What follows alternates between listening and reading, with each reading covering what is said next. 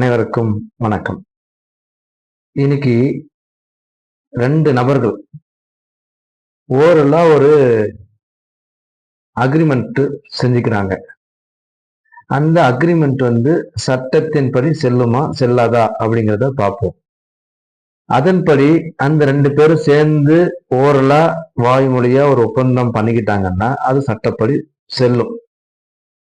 அது எப்ப செல்லுபடி ஆகுன்னு பாத்தீங்கன்னு சொன்னா, அந்த 2 பேரும் சேர்ந்து ஒப்பந்தமா ஒரு 3வது நபர்கள் முன்னாடி செஞ்சுக்கணும். அந்த மாதிரி அடிப்படையில் அது செல்லும்.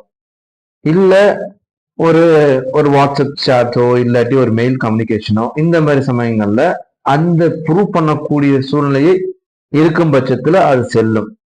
3வது ஒரு விஷயம் இருக்குது.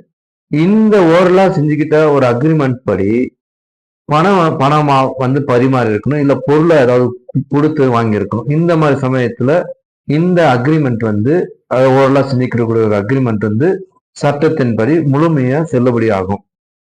நன்றி. இந்த கருத்து சம்பந்தமா உங்களுக்கு பல கருத்துக்கள் இருக்கலாம். அந்த கருத்துக்கள்லாம் நீங்க பின்னூட்டத்துல கமெண்ட்ஸ்ல சொல்லுங்க. மீண்டும் ஒரு புது தகவலுடன் உங்களை சந்திக்கிறேன். நன்றி, வணக்கம். தேங்க்யூ.